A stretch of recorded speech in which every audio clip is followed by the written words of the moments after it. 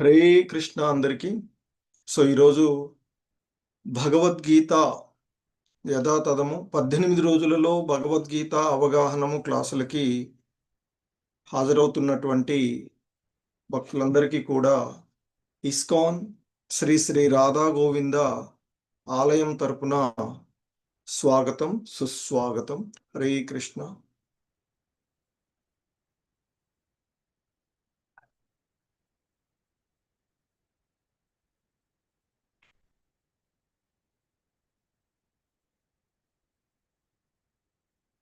So ఇవి ఇక్కడ మీకు ఇస్కాన్ శ్రీ శ్రీ రాధా గోవింద ఆలయం మంగళూరు కర్ణాటక ఉన్నటువంటి దేవతా విగ్రహాలు.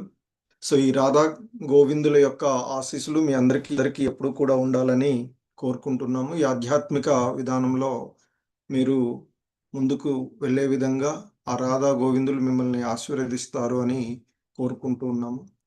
ఇస్కాన్ ఇది మీకు ఈ 18 రోజులలో భగవద్గీత అవగాహనము అందిస్తూ ఉన్నటువంటిది ఇస్కాన్ మంగళూరు. ఇస్కాన్ అనేటువంటిది international society for Krishna consciousness, అంతర్జాతీయ కృష్ణ చైతన్య సంఘం. ఇది 1966 జూలైలో ప్రారంభించబడినటువంటి ఒక సంస్థ.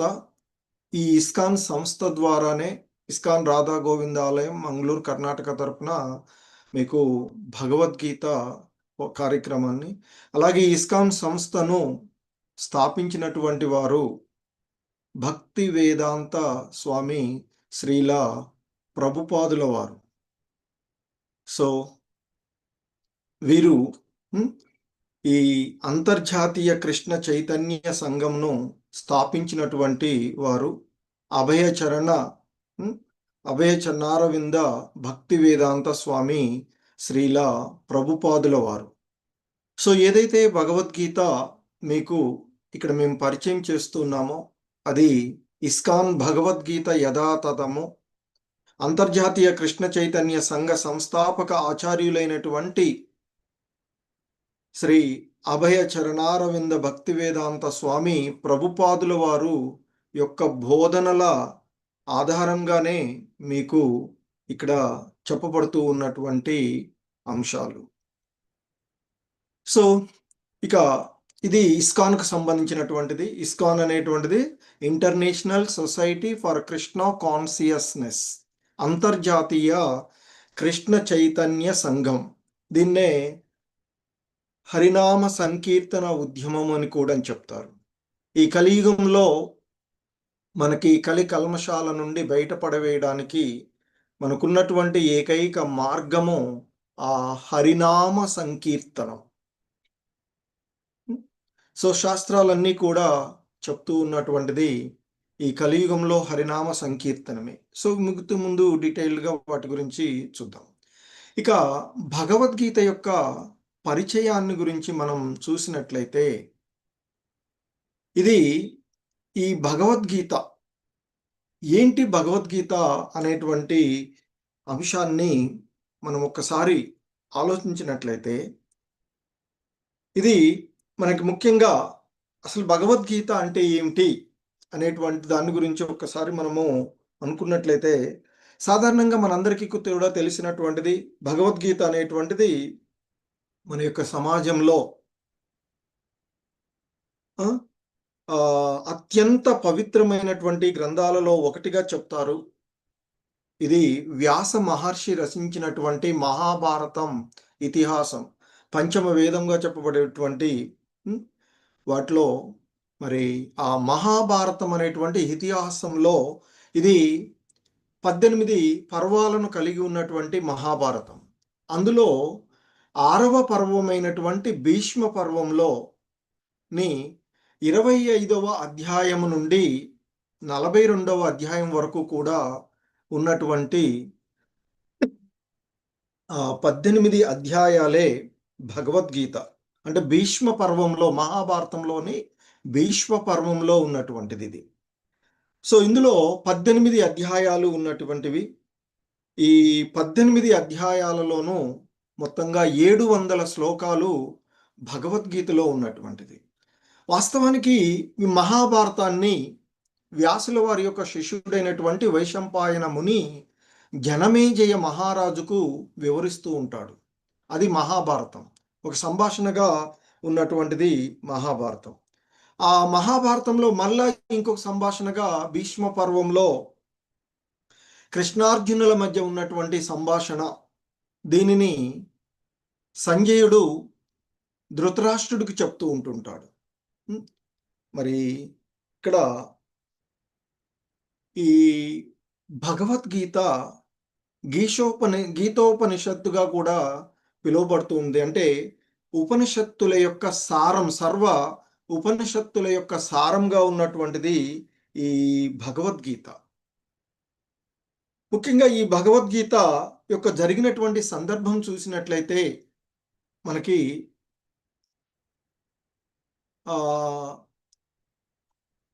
ఈ భూమండలాన్ని పరిపాలించినటువంటి వాళ్ళలో కురువంశము, దాన్నే భరతవంశం అని కూడా పిలుస్తారు. భరతవంశంలో ఇరువురు అన్నదమ్ములు, వారే ధృతరాష్ట్రుడు మరియు పాండురాజు. ధృతరాష్ట్రుడు గుడ్డివాడుగా ఉండడం వల్ల, పెద్దవాడు ధృతరాష్ట్రుడు, కానీ గుడ్డివాడు, పుట్టుకతోనే గుడ్డివాడుగా ఉన్నటువంటి కారణంగా ఆయనకు రాజ్యము ఇవ్వకుండా ఆయన యొక్క తమ్ముడైనటువంటి పాండుకి శాస్త్రోక్తంగా రాజ్యాన్ని అప్పజెప్పడం జరుగుతుంది. తదుపరి పాండురాజు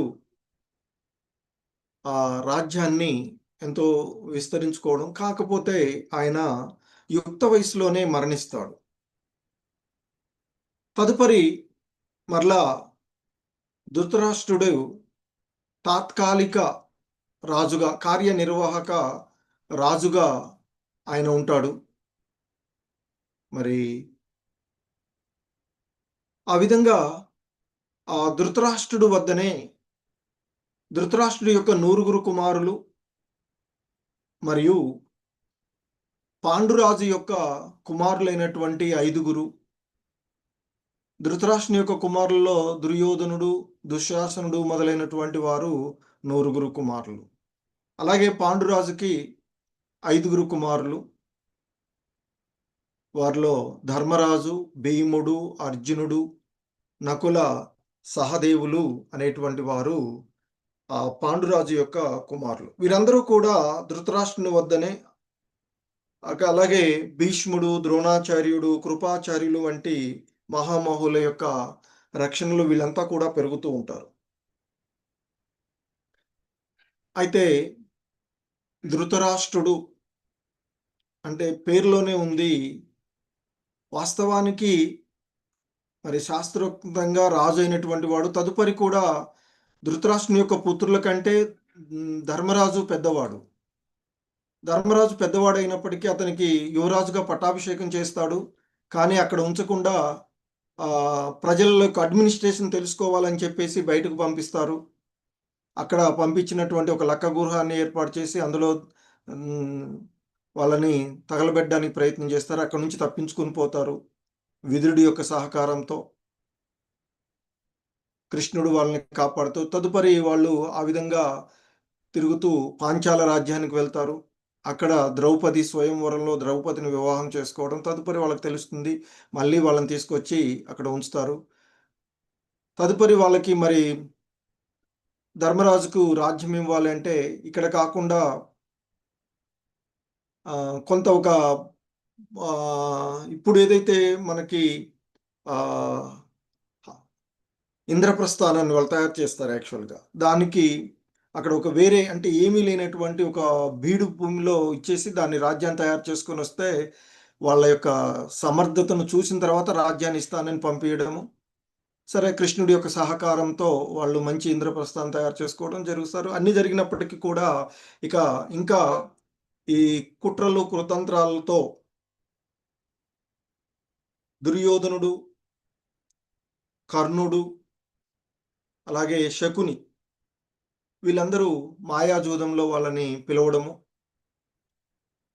ధర్మరాజు అన్ని రాజ్యాన్ని, సంపదలన్నిటిని కూడా వాళ్ళు మాయాజూదంలో చివరికి ద్రౌపదిని కూడా అవమానించినటువంటి పరిస్థితులు. అన్నీ అయిపోయిన తర్వాత 12 సంవత్సరాలు వనవాసము, తర్వాత 1 సంవత్సరం అజ్ఞాతవాసం చేసి వచ్చిన తర్వాత వాళ్ళ రాజ్యం వాళ్ళకిస్తామంటారు.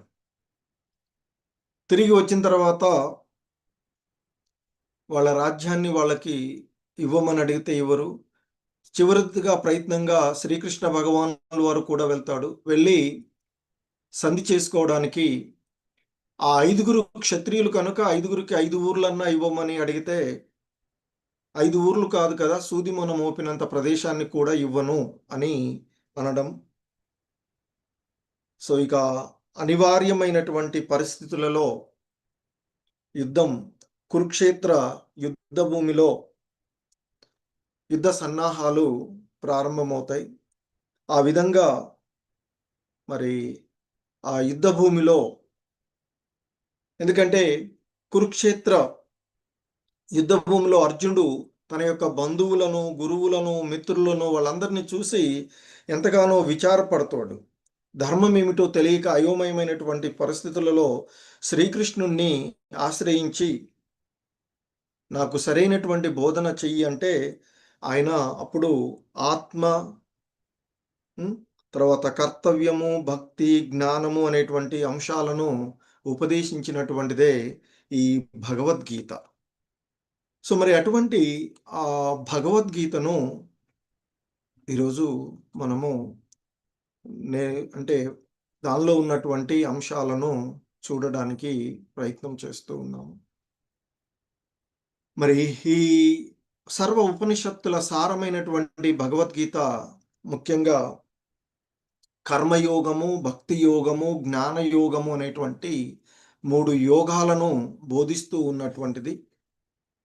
మరి కృష్ణ ఇంతకుముందు చెప్పుకున్నట్లుగా కృష్ణ ద్వైపాయనులు అయినటువంటి వ్యాసుల వారి యొక్క శ్రీమద్ భగవద్గీతలో 700 శ్లోకాలు ఉన్నటువంటిది.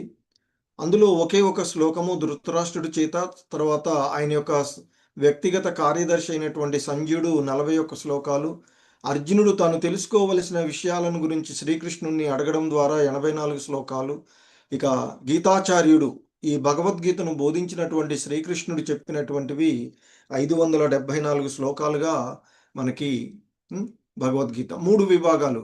సో, మొత్తం 18 అధ్యాయాలుగా భగవద్గీత ఉన్నటువంటిది. ఒక్కొక్క అధ్యాయాన్ని ఒక యోగంగా చెప్తారు. మొదటి 6 అధ్యాయాలు అర్జున విషాద యోగము నుండి ధ్యాన యోగము అనేటువంటి మొదటి 6 అధ్యాయాలు కూడా కర్మషట్కాలుగాను, కర్మయోగాలుగాను, ఆ తర్వాత మధ్యలో ఉండేటువంటి 7వ అధ్యాయం నుండి 12వ అధ్యాయం అయినటువంటి భక్తి యోగం వరకు భక్తి షట్కాలుగాను, భక్తి యోగాలుగాను, చివరిలో ఉన్నటువంటి 13వ అధ్యాయం నుండి 18వ అధ్యాయం వరకు కూడా జ్ఞాన యోగాలుగా చెప్తారు. ఇది బంగారు ఆభరణాల యొక్క పెట్టె అయినట్లయితే ఈ మొదటి 6 అధ్యాయాలు దాని యొక్క పెట్టె యొక్క అడుగు భాగంగా చెప్తూ ఉంటుంటారు. ఆ తర్వాత పైన మూత ఈ జ్ఞాన యోగాలు, మధ్యలో ఉండేటువంటి ఆభరణాలు ఎంతో అద్భుతమైనటువంటివి, మధ్యలో ఉండేటువంటి 6 అధ్యాయాలు. ఒక బుక్ తీసుకుంటే మనకి పైన కింద అట్టలు ఉండి మధ్యలో మనకి కావలసినటువంటి ఇన్ఫర్మేషన్ ఉన్నట్లుగా. సో, కింద అడుగున మనకి కర్మయోగాలు అడుగునేటువంటివి చెప్తాము. పైన ఉండేటువంటిది మధ్యలో భక్తి యోగాన్ని మనకి అందించినటువంటిది. సో, అలాగే గీతా మహత్యం గురించి మనకి ఆదిశంకరాచార్యులు వీళ్ళు ఎంతోమంది ఆచార్యులు ఈ గీతా మహత్యాన్ని వివరించినటువంటి అంశాలను కూడా మనం చూడవచ్చు. సో, ముఖ్యంగా మనకి ఈ భగవద్గీతలో చెప్పబడుతూ ఉన్నటువంటి అంశాలను మనం చూసినట్లయితే ఒక 5 అంశాలు భగవద్గీతలో మనకి చెప్పబడుతూ ఉన్నటువంటి అంశాలు. అవే ఈశ్వరుడు గురించి, అదే సుప్రీం పర్సనాలిటీ, దేవదేవుడు, దేవాది దేవుడు అని చెప్తూ ఉంటుంటారు. అటువంటి మరి ఆ పరమాత్ముడు, ఇంకా చెప్పాలంటే పరమాత్మ గురించి. సో, పరమాత్ముడు అనేటువంటిది శ్రీకృష్ణ పరమాత్ములుగా చెప్తారు. కృష్ణ భగవానులకు వారికే వాడేటువంటి అంశం అది. అలాగే ఆత్మ జీవతత్వం, ద లివింగ్ ఎంటిటీ, జీవుల గురించి, ఆ పరమాత్ముని గురించి, జీవుల గురించి, అలాగే మరి ప్రకృతి గురించి, కర్మలను గురించి, కాలము, ఈ 5 అంశాల యొక్క ప్రస్తావన మనకి భగవద్గీతలో ఉన్నటువంటిది. సో, ఇక మరి ఈ భగవద్గీతలో మనకి బోధించబడేటువంటి ప్రధాన తత్వాలు చూసినట్లయితే ఆత్మతత్వాన్ని బోధిస్తారు. శరీరం నశించేది కానీ ఆత్మ శాశ్వతమైనది అనేటువంటి అంశాన్ని, అలాగే కర్మయోగం, ఫలాపేక్ష లేకుండా కర్తవ్యాన్ని చేయడం గురించి, భక్తి యోగం, దైవము, ప్రేమ, శరణాగతి, మరి మోక్షము, పరమశాంతి, అలాగే జ్ఞానం. ఏంటి జ్ఞానం అంటే ఆత్మ పరమాత్మల మధ్య ఉండే సంబంధము, ఆత్మ పరమాత్మలు ప్రకృతుల మధ్య ఉండే సంబంధము, మనము అసలు ఈ దేహం కాదు, ఆత్మలము, ఆ భగవంతుని యొక్క అంశలైనటువంటి ఆత్మస్వరూపులము అనేటువంటి తెలుసుకునేటువంటి జ్ఞానం.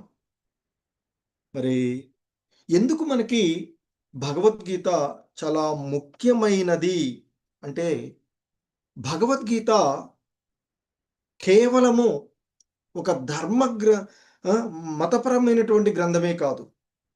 ఇది మన జీవన మార్గదర్శము అని చెప్తూ ఉంటారు. సర్వ ఉపనిషత్తుల యొక్క సారం.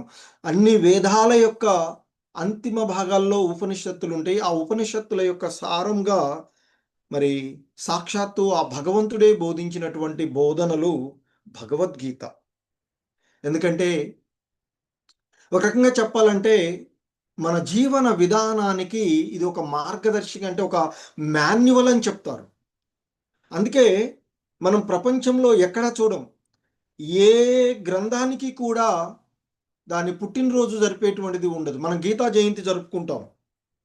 అలాగే ఈ గీత అనేటువంటిది ఏ మతానికో, ఏ ప్రదేశానికో, ఏ కాలానికో చెందినది కాదు. ఎందుకంటే మనం చూస్తాం కాలక్రమంలో ఎన్నో గ్రంథాలు వస్తున్నాయి, పోతూ ఉన్నాయి.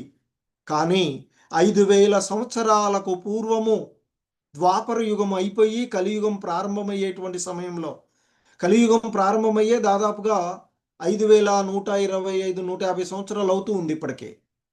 అంటే 5000 సంవత్సరాలకు పూర్వము ఏదైతే సంబోధనలు జరిగాయో, ఆ బోధనలు ఇప్పటికీ కూడా ప్రపంచవ్యాప్తంగా మరి అద్భుతమైనటువంటి ప్రాచుర్యంలో ఉన్నవి. ఏవైనా వస్తే ఈ మానవాళి లౌకికులు ఇచ్చేటువంటివి వస్తే కొంతకాలం తర్వాత వెళ్ళిపోయేటువంటివి. కానీ ఇక్కడ మనకి ఈ భగవద్గీత, ఎందుకంటే ఇది మానవ జీవన విధానం ఉంది అంటే ఇది ఉన్నట్టు. మానవాళి యొక్క మాన్యువల్, మనకి ఒక మార్గదర్శకం, జీవన మార్గదర్శి.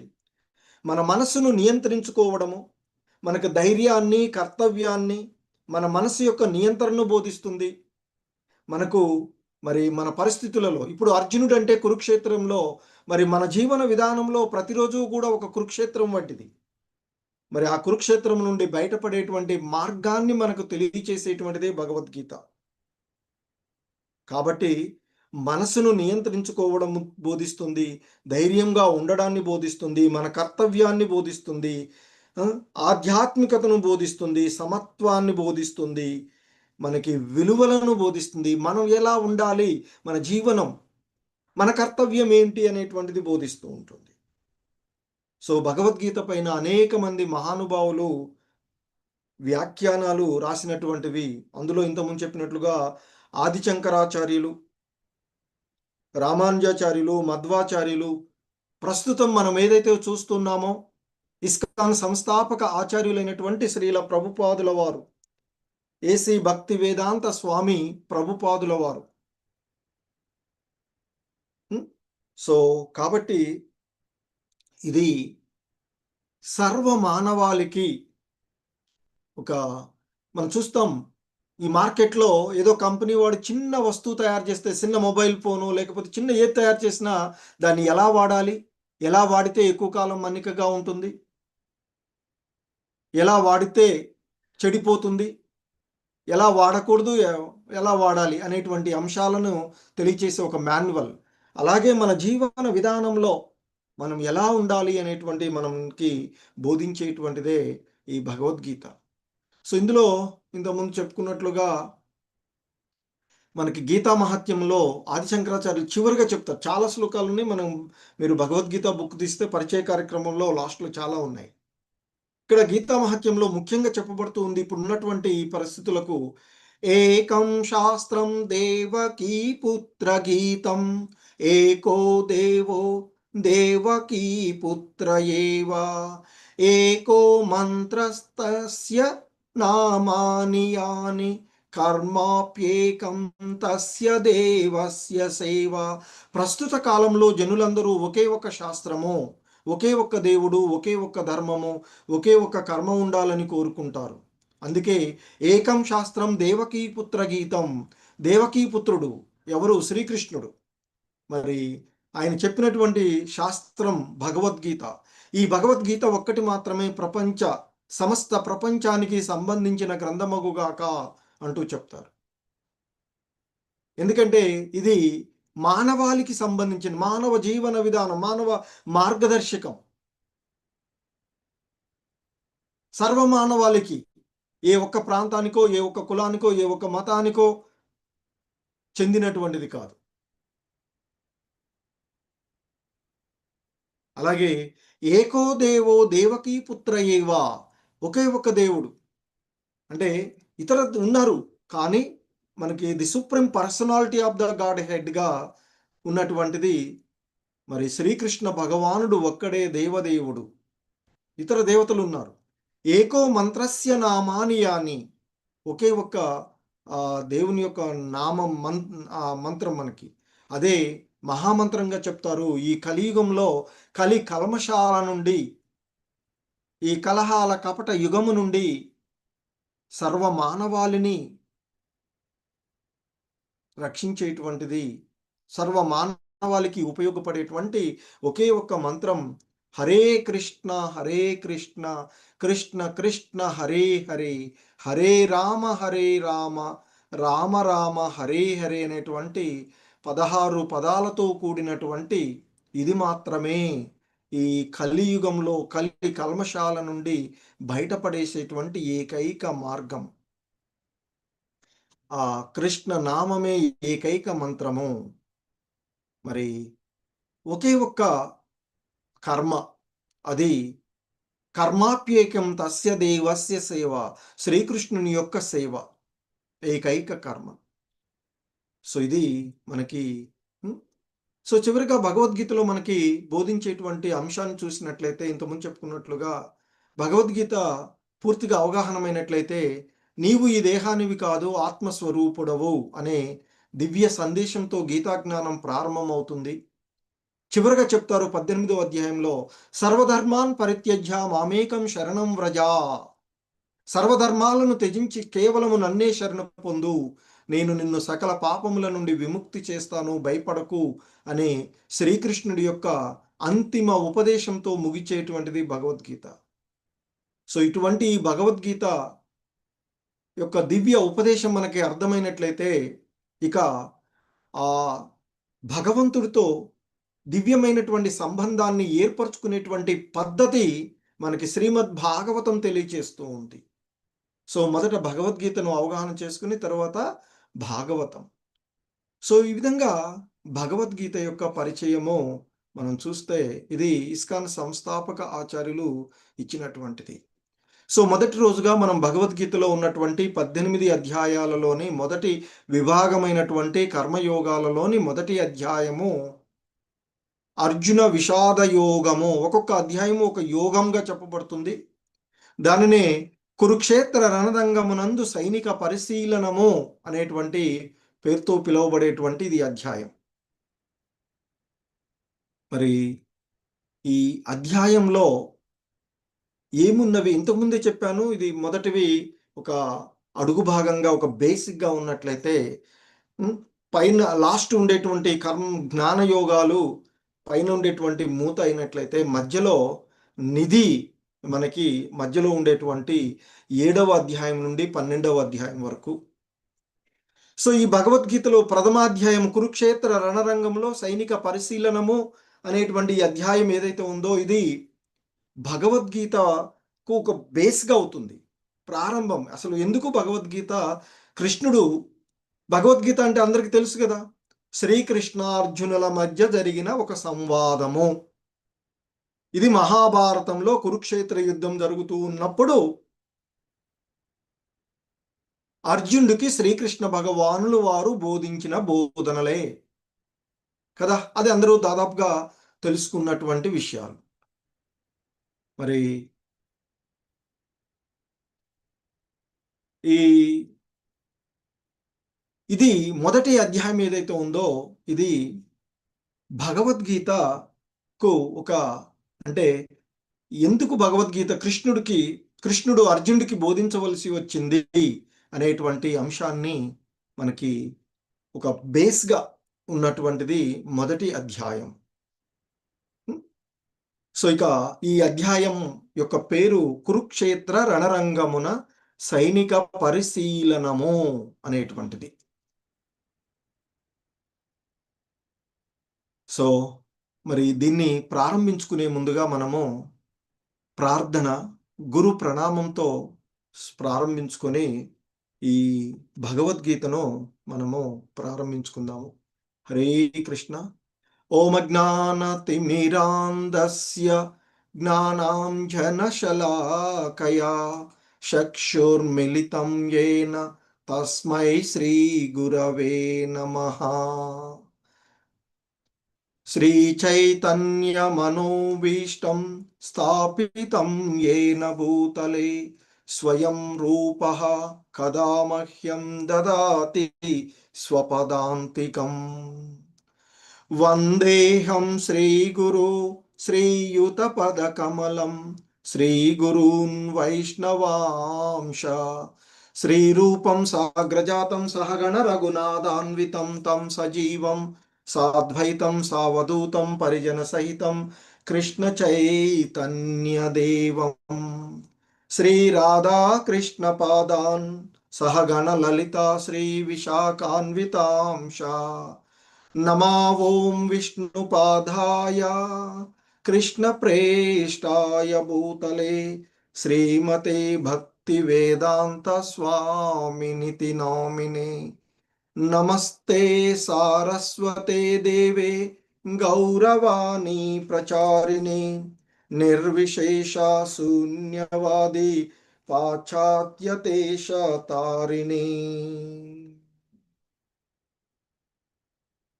हे कृष्णा करुणा सिंधु दीनबंधो जगत्पते गोपेश गोपिका कांत राधा कांत नमोस्तुते. तप्त कांचन गौरांगी राधे वृंदावनेश्वरी वृषभानुसुते देवी प्रणमामि हरिप्रिये. वाञ्छाकल्पतरुभ्यश्च कृपा सिन्धुभ्य एव च पतितानां पावनेभ्यो वैष्णवेभ्यो नमो नमः. जय श्री कृष्ण चैतन्य प्रभु नित्यानंद श्री अद्वैत गदाधर श्रीवासादि गौर भक्त वृंद. हरे कृष्णा कृष्ण कृष्ण हरे हरे हरे राम राम राम हरे हरे. హరే కృష్ణ. సో భగవద్గీత ప్రథమ అధ్యాయమైనటువంటి కురుక్షేత్ర రణరంగంలో, అంటే కురుక్షేత్ర యుద్ధ రంగమున సైనికుల పరిశీలన అనేటువంటి ఈ అధ్యాయము.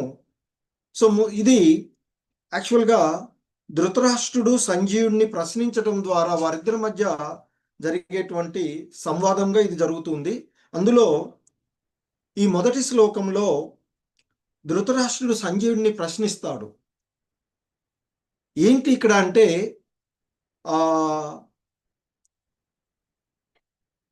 ఆ గుడ్డివాడైనటువంటి ధృతరాష్ట్రుడు తన కుమారుల పట్ల ఉన్నటువంటి పక్షపాతంతో తన కుమారులు మరియు పాండు కుమారులు యుద్ధరంగంలో ఏం చేశారు అంటూ ఆయన ఆరా తీస్తూ ఉన్నటువంటి, ఎందుకంటే ఇంతకుముందు చెప్పుకున్నట్లుగా ధృతరాష్ట్రుడు పుట్టుకతోనే గుడ్డివాడు. ఇంకా ఏం చెప్తారంటే ఆచార్యులు, దురదృష్టవశాత్తు అతనికి ఆధ్యాత్మిక దృష్టి కూడా లోపించింది. సో తన కుమారుల యొక్క పక్షపాతంతో తన తమ్ముడు యొక్క కుమారులైనటువంటి ఆ పాండవులను అతడు మరి వాళ్ళకి ఇవ్వాల్సినటువంటి రాజ్యాన్ని ఇవ్వకుండా ఉండేది. సో ఇక్కడ ధృతరాష్ట్రుడు ప్రశ్నిస్తూ ఉన్నాడు. ధృతరాష్ట్ర ఉవాచ ధర్మక్షేత్రే కురుక్షేత్రే సమవేతాయుయుత్సవః మామకా పాండవాచైవ కిం అకుర్వత సంజయ. సో ధృతరాష్ట్రుడు అడుగుతూ ఉన్నాడు ఇక్కడ సంజయుణ్ణి. ధృతరాష్ట్రుడు ఈ విధంగా ఆయన్ని అంటే సంజయుణ్ణి ప్రశ్నిస్తూ ఉన్నాడు. ఓ సంజయ, ధర్మక్షేత్రమైన కురుక్షేత్రమునందు నా తనయులు పాండురాజు తనయులు యుద్ధం చేయుగోరు వారై సమకూడిన పిమ్మట ఏమి చేసిరి? ఎందుకంటే ధృతరాష్ట్రుడు తన పుత్రుల పట్ల ఉన్నటువంటి పక్షపాతం కలిగిన వాడై, మరి ఇక్కడ ఇరుపక్షాల వారు ఒకే కుటుంబానికి చెందిన వాళ్ళు, దాయాదులు, అన్నదమ్ముల పిల్లలు అయినప్పటికీ కూడా పాండవులను వేరు చేసినట్లుగా మాట్లాడినటువంటిది. వారు పోరాటానికి సమావేశమయ్యారని అతడు స్వయంగా చెప్తూ ఉన్నప్పటికీ కూడా మళ్ళీ ఏం చేస్తూ ఉన్నాడు అంటూ సంజయుడిని అడుగుతూ ఉన్నాడు. అంటే ఇక్కడ ఆ ధృతరాష్ట్రుడికి తన కుమారులే రాజ్యాన్ని పొందాలని కోరుకుంటున్నాడు. తన కుమారులు విజయం పొందేటువంటి అవకాశం పట్ల అతనికి కొంత సందేహం ఉంది. ఎందుకంటే ఆ ప్రదేశం ధర్మక్షేత్రం అని చెప్తున్నారు. కురుక్షేత్రం అనేటువంటి ధర్మానికి నిలయమైనటువంటి ప్రదేశం. ఎందుకంటే ఆ పవిత్ర స్థలం కురుక్షేత్రం. ఆ కురుక్షేత్ర ప్రదేశంలో తన కుమారులు ఏవైనా రాజీ పడ్డారా పాండవులకు రాజ్యం ఇవ్వడానికి, కొంత రాజ్యాన్ని ఇవ్వడానికి అనేటువంటిది ఈయన సందేహం. అందుకే ఏం చేశారు అంటూ అడుగుతున్నాడు. ఇంకొకటి ఏంటంటే స్వభావరీత్యా మరి ధర్మాత్ములైనటువంటి పాండవులు రక్తపాతాన్ని నివారించడానికి మరి తమ రాజ్యాన్ని ఏవైనా త్యజించి వెళ్ళిపోయారా అనేటువంటి ఆ ఉద్దేశం కూడా ఉండి ఉంటుంది అక్కడ. కానీ ఇక్కడ క్షేత్రము అంటే మనము సాధారణంగా పంట పొలంగా చెప్తాం. మరి పంట పొలంలో పంట మొక్కల్ని ఉంచుతాము. ఆ యజమాని అయినటువంటి వాడు కలుపు మొక్కలను ఏరివేస్తాడు. ఇక్కడ శ్రీకృష్ణుడు అర్జునుడికి రథసారథిగా ఉన్నటువంటి ఆయన ఈ పంట పొలం నుండి కలుపు మొక్కలను వేరివేసినట్లుగా ధర్మపిత అయినటువంటి శ్రీకృష్ణ భగవానుడు అధర్మపరులైనటువంటి వాళ్ళందరినీ కూడా ఏరివేసేటువంటి అవకాశం ఉన్నటువంటిది. ఇక 2వ శ్లోకం నుండి 11వ శ్లోకం వరకు కూడా సైన్యాన్ని వివరించడంలో దుర్యోధనుని భయము మరియు దౌత్యం కనిపిస్తూ ఉంటుంది మనకి. సో ఈ 2వ శ్లోకం నుండి ఉభయ సైనిక వర్ణనం. ఎప్పుడైతే ధృతరాష్ట్రుడు ఆ విధంగా అడిగాడో సంజయుడు సమాధానం చెప్తూ ఉన్నారు. సంజయ ఉవాచ దృష్ట్వా తు పాండవానీకం వ్యూఢం దుర్యోధనస్తదా ఆచార్యముపసంగమ్య రాజా వచనమబ్రవీత్. సో దుర్యోధనుడు తన గురువు గారైనటువంటి ద్రోణాచార్యుడిని సమీపించి పాండుపుత్రుల యొక్క గొప్ప సేనాబలము తన సొంత సేనా బలమును గురించి పోలుస్తూ చెప్తూ ఉన్నటువంటి అంశాలు ఇందులో. సో సంజయుడు చెప్తున్నాడు, ఓ రాజా, పాండు తనయుల చేత వ్యూహంగా ఏర్పాటు చేయబడినటువంటి ఆ సైన్యాన్ని చూసిన పిమ్మట దుర్యోధనుడు తన గురువు ద్రోణాచార్యుడి దగ్గరికి చేరి ఈ విధంగా అంటూ ఉన్నాడయ్యా అంటూ చెప్తూ ఉన్నారు. ఏమంటున్నాడు ఆయన ఇక్కడ ముఖ్యంగా చెప్తూ ఉన్నటువంటిది, ఓ ఆచార్య, మీ బుద్ధి కుశలత కలిగినటువంటి శిష్యుడు ద్రుపదు పుత్రుని చేత మరి ఆ నేర్పుగా ఏర్పాటు చేయబడినటువంటి పాండుపుత్రుల యొక్క గొప్ప సేనను చూడు, ఇచ్చట సైన్యమునందు. ఇంకా చెప్తారైనా ఇక్కడ ఈ సైన్యాన్ని అంతా కూడా ఒక క్రమ పద్ధతిలో ఏర్పరిచినటువంటి వాడు ద్రుపదుని యొక్క పుత్రుడైనటువంటి దృష్టద్యుమ్నుడు. సో మరి ఈ సైన్యంలో ఎంతో మంది ఉన్నారు. మరి ఇచ్చట భీమార్జునులతో సమానంగా యుద్ధం చేయగలిగేటువంటి సూర్యులైనటువంటి ధనుర్ధరులు ఎంతో మంది ఉన్నారు. అందులో యుయుధానుడు, విరాటుడు, ద్రుపదుడు మొదలగు వారు మహాయోధులు ఉన్నారు.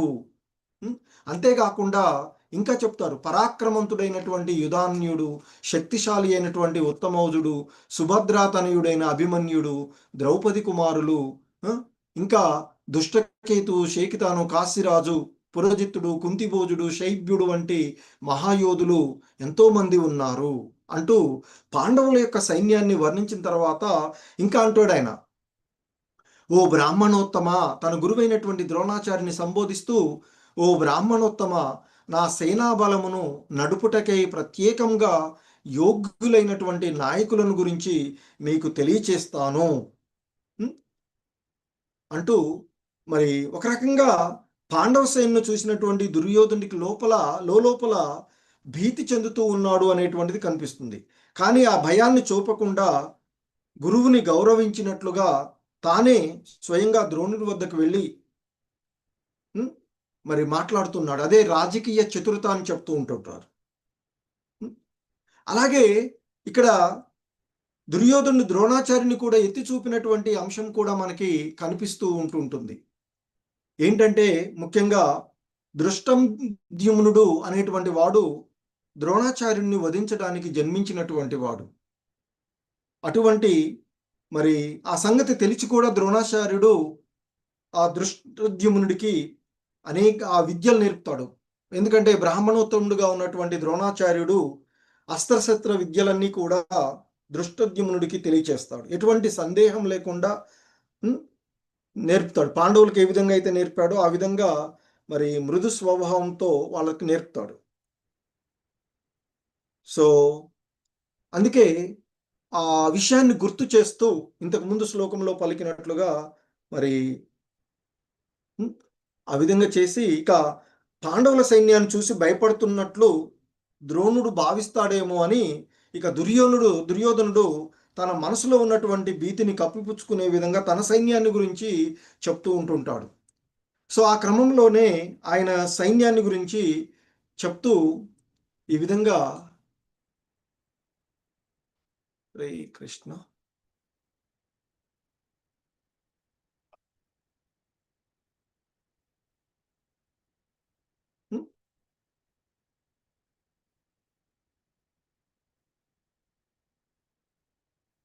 సో ఇక ఆయన చెప్తుంటారు ద్రోణాచార్యుడితో, యుద్ధంలో ఎల్లప్పుడూ విజయం సాధించేటువంటి మీరున్నారు, భీష్ముడున్నాడు, పితామహుడైనటువంటి భీష్ముడున్నాడు నా పక్కన, కర్ణుడు ఉన్నాడు, కృపుడు ఉన్నాడు, అశ్వత్థామ ఉన్నాడు, వికర్ణుడు ఉన్నాడు, సోమదత్తుడు, భూరిశ్రవుడు వంటి వాళ్ళు ఉన్నారు. అంతేకాదు నా కొరకు జీవితాలను త్యాగం చేయడానికి సిద్ధపడి ఉన్నటువంటి వీరులు ఇంకా అనేక మంది ఆయుధాలను దాల్చి యుద్ధ నైపుణ్యతను కలిగి ఉన్నారు అంటూ చెప్తారు. చెప్పి కంటాడు, మన సైన్య బలం లెక్కలేనిదిగా ఉంది, మరియు మనము పితామహుడైన భీష్ముని చేత సంపూర్ణంగా రక్షింపబడుతూ ఉన్నాము. కానీ భీముని చేత జాగ్రత్తతో రక్షింపబడుతూ ఉన్న పాండవ సైన్యము పరిమితంగా ఉన్నది అని చెప్తారు. వాస్తవానికి కురుక్షేత్ర రణరంగంలో 18 అక్షౌహిణుల సైన్యము వినియోగించబడింది యుద్ధంలో. ఆ 18 అక్షౌహిణుల్లో కౌరవుల తరపునటువంటిది 11 అక్షౌహిణులు. అందుకే మన సైన్యము అపరిమితంగా ఉన్నది అని చెప్తున్నారు. ఎందుకంటే దుర్యోధనుడి యొక్క దృఢ నిశ్చయం ఏంటంటే భీష్ముడు, ద్రోణాచార్యుడు తనకు సంపూర్ణమైనటువంటి సహకారాలు అందిస్తారు అనేటువంటి నమ్మకంతో ఉన్నటువంటిది. అందుకే అక్కడ చెప్తున్నటువంటి ఎల్లప్పుడూ విజయం సాధించేటువంటి మీరున్నారు అలాగే మీతో పాటు భీష్ముడు, కర్ణుడు, కృపాచార్యులు, అశ్వత్థామ, వికర్ణుడు వీళ్ళందరి గురించి చెప్తూ మన సైన్యము అపరిమితంగా ఉన్నది అని చెప్తున్నాడు. అంటే 18 అక్షౌహిణుల సైన్యంలో 11 కౌరవులది, 7 అక్షౌహిణులు పాండవుల తరపున యుద్ధంలో పాల్గొంటుంది. ఒక అక్షౌహిణి అంటే 21,870 ఈ గుర్రాల పైన ఉండేటువంటి రథాలతో ఉండేటి చారియట్స్ ఉండేటువంటివి. అలాగే 1,870 ఎలిఫెంట్స్ పైన ఉండేటువంటి యుద్ధాలు చేసేవాళ్ళు. అలాగే 65,610 మామూలుగా గుర్రాల పైన ఉండేటువంటి వాళ్ళు. ఇది రథాల పైన, ఇక్కడ గుర్రాల పైన.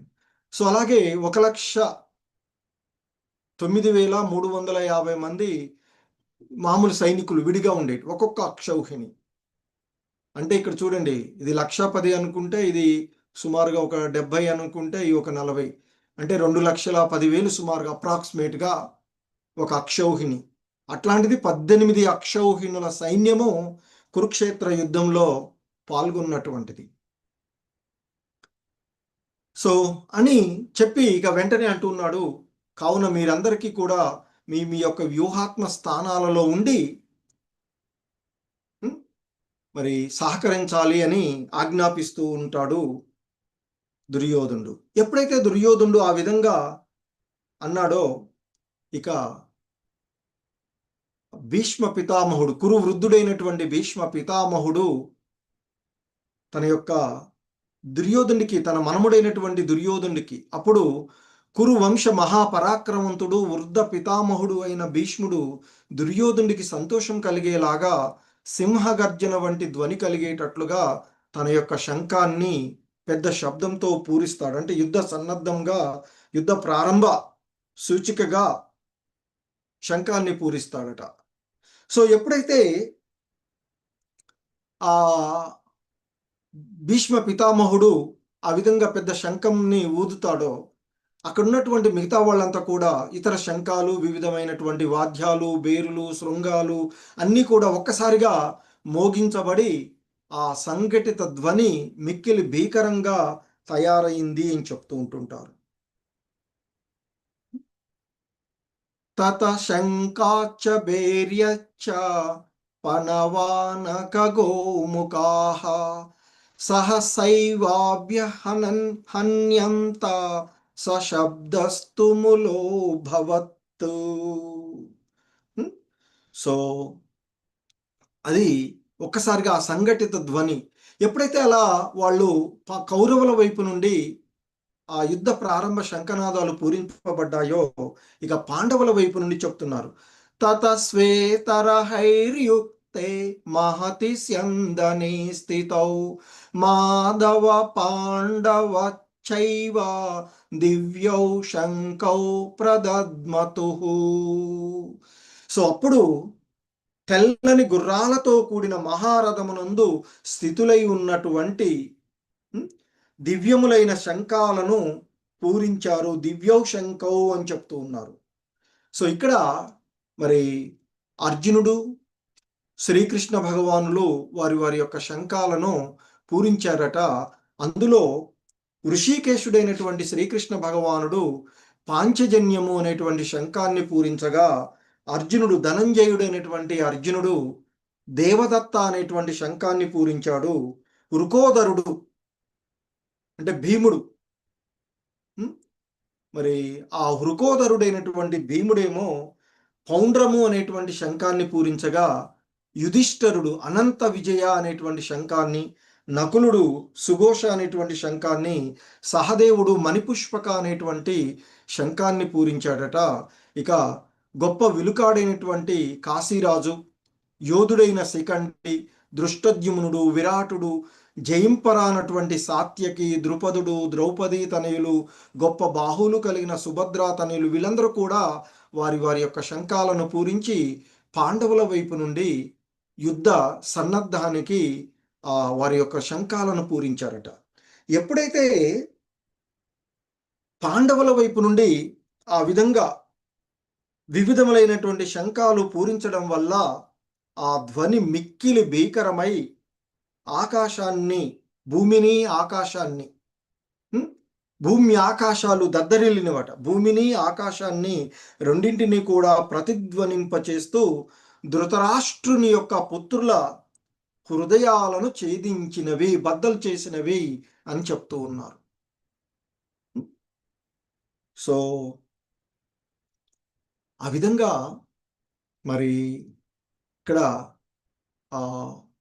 పాండవుల యొక్క శంఖనాదాలు వారికి విజయ చిహ్నాలుగా ఉన్నటువంటివిగా చెప్పబడుతూ ఉన్నటువంటివి.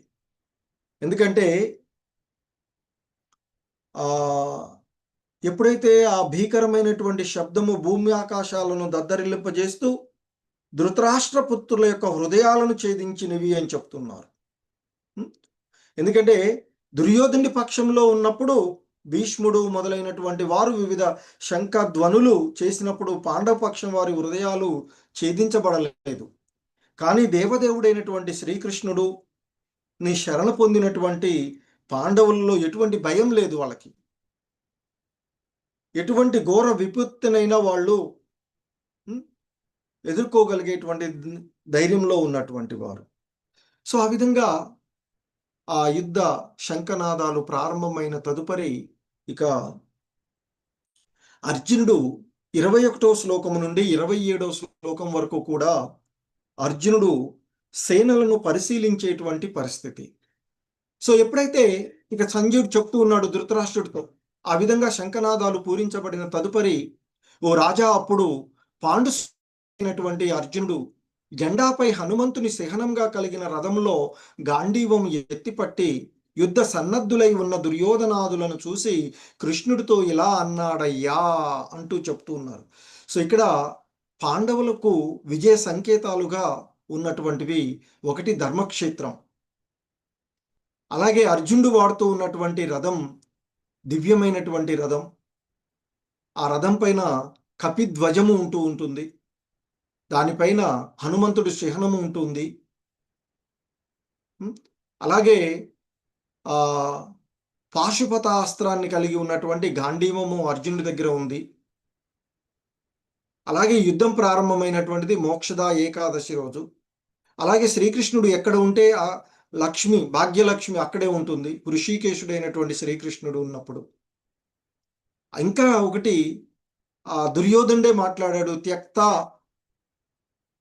జీవిత అంటూ మాట్లాడి, నా కోసం ప్రాణాలు అర్పించడానికి. అంటే ముందుగానే వాళ్ళ యొక్క కౌరవుల తరపున యుద్ధం, అంటే యుద్ధంలో పాల్గొనే వాళ్ళంతా కూడా పోతారు అనేటువంటి విషయం. సో ఆ విధంగా మరి ఇక అర్జునుడు శ్రీకృష్ణుడితో అంటూ ఉన్నాడట, ఓ అచ్యుత, అంటే చ్యుతి లేనటువంటి వాడు, నశింపు లేనటువంటి వాడు శ్రీకృష్ణ భగవానుల వారు.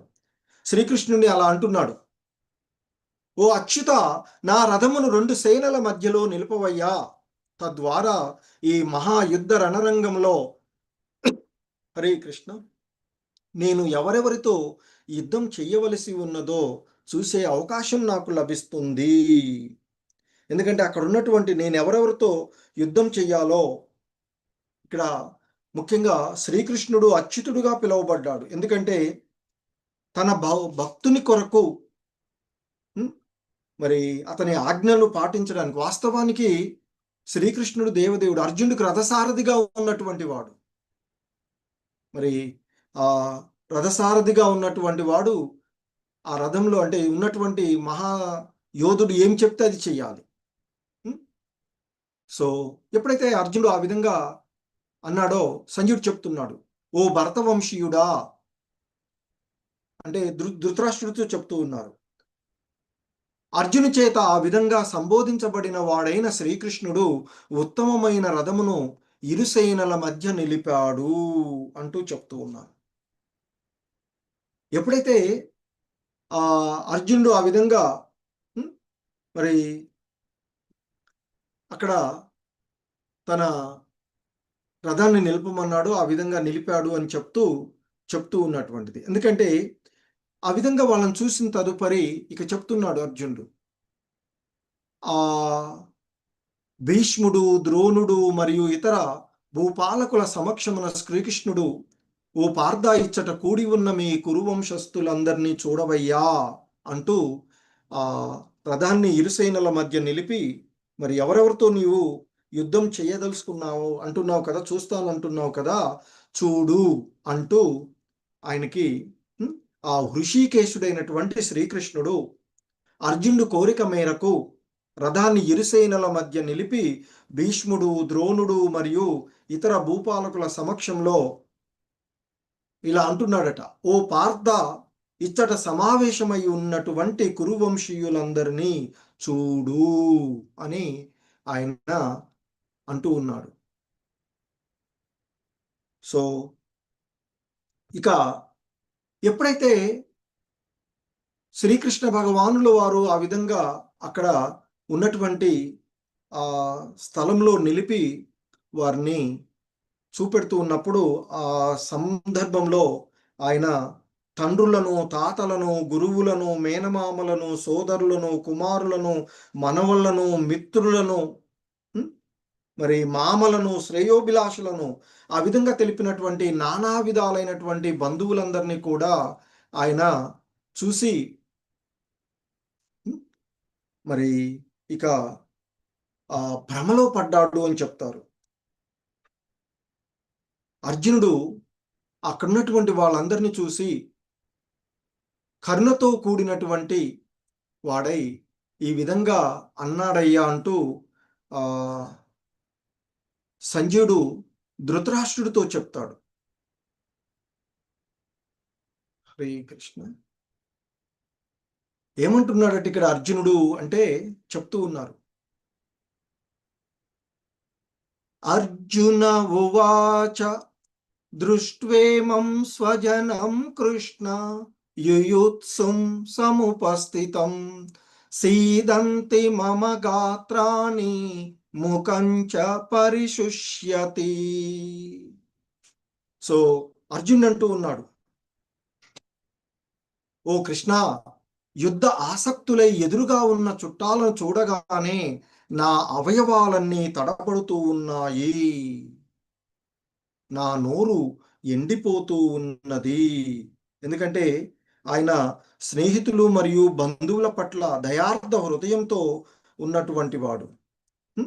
సో ఆ దయార్థ హృదయంతో ఆయన అంటున్నాడు, దృష్ట్వేమం స్వజనం కృష్ణ, ఓ ప్రియమైన కృష్ణ, మిత్రులను, బంధువులందరినీ చూసి, ఈ యుద్ధోత్సవంతో మరి ఉన్న వాళ్ళందరినీ చూసి నా శరీరం యొక్క అవయవాలన్నీ కంపిస్తూ ఉన్నాయి, నా నోరు ఎండిపోతూ ఉన్నది, నా దేహమంతా కంపించుతూ ఉన్నది, రోమాంచమవుతూ ఉన్నది, నా గాంధీవం జారిపోతూ ఉన్నది, మరి నా చర్మం కూడా మండిపోతూ ఉన్నది, నేను ఇంకా ఏమాత్రము నిలబడలేకుండా పోతూ ఉన్నాను, ఇక్కడ నేను మర్చిపోతూ ఉన్నాను, నా మనసు చలించుతూ ఉన్నది, కేవలము విపరీతమైనటువంటి అంశాలనే నిమిత్తాని చ పశ్యామి విపరీతాని కేశవా, ఓ కేశవా, నేను కేవలము విపరీతమైనటువంటి వ్యతిరేక ఫలితాలని గాంచుతూ ఉన్నాను. ఎందుకంటే కృష్ణుడు కేశి అనేటువంటి రాక్షసుని సంహరించినటువంటి వాడు కనుక ఆయన్ని కేశవ అంటూ సంబోధిస్తున్నాడు. ఓ కేసి సంహారి కేశవ అంటూ చెప్తూ ఆయన ఆ విధంగా అర్జునుడు ఇక సో నేను ఎప్పుడైతే అర్జునుడు తన యొక్క సొంత సైనికుల పట్ల మరియు ఎదుటిపక్షంలో ఉన్నటువంటి సైనికుల పట్ల ఆసన్నమయ్యేటువంటి మరణాన్ని గురించి దయార్థ హృదయంతో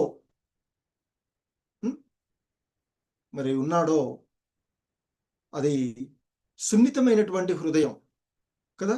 సో ఆ సందర్భంలో ఇక ఆయన చెప్తాడు, ఇవన్నీ కూడా ఆ పరిస్థితులలో సిమ్టమ్స్ టు ది స్ట్రెస్కు గురి అయినప్పుడు ఒక మనిషిలో కలిగేటువంటి లక్షణాలన్నీ కూడా ఇప్పుడు అర్జునులో ఉన్నటువంటివి.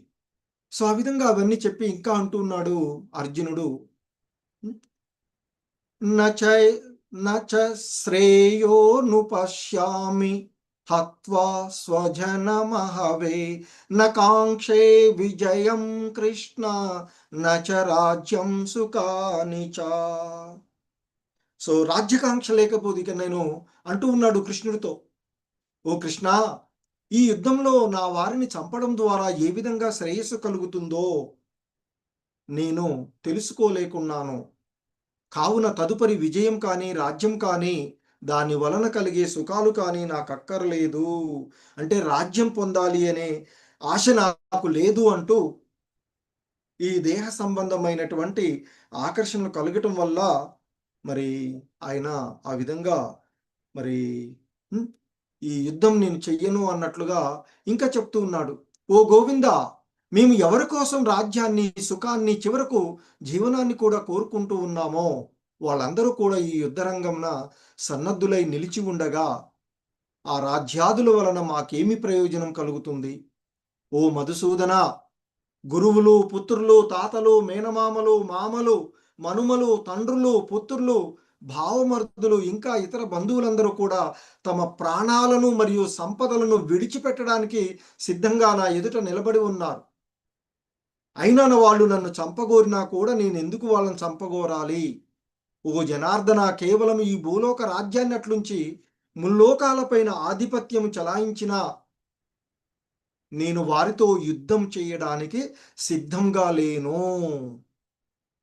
ధృతరాష్ట్రుని పుత్రులను చంపడం వల్ల మేమెట్టి ఆనందమును పొందజాలము అంటూ ఇక రెండో కారణం చెప్తున్నాడు. విజయం పొందినప్పటికీ మాకు ఆనందము ఉండదు. హ్మ్. అంతేకాకుండా ఇక అర్జునుడు మూడో కారణం ఏం చెప్తున్నారంటే పాపభీతి సంక్రమిస్తుంది అని. ఎందుకంటే మరి వాళ్ళు దుర్మార్గులే. అటువంటి దుర్మార్గులను మేము సంహరించినా కూడా మాకు పాపమే కలుగుతుంది. కాబట్టి ధృతరాష్ట్రుని యొక్క పుత్రులను, బంధువులను చంపడము మాకు సరి అయినది కాదు. హ్మ్.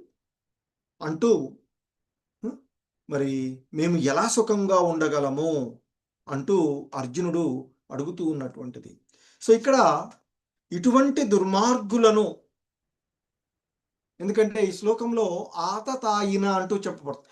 పాపమే వాశ్రయేదస్మాత్ హత్వైనాతతాయినః అంటున్నారు. ఆతతాయిన అంటే దుర్మార్గులు అని అర్థము. ఎందుకంటే ఇక్కడ మనకి శాస్త్రాల్లో చెప్తూ ఉంటుంది. శాస్త్రాల ప్రకారంగా ఒక 6 రకాలైనటువంటి దుర్మార్గులు ఉంటారట. విషం పెట్టేవాడు,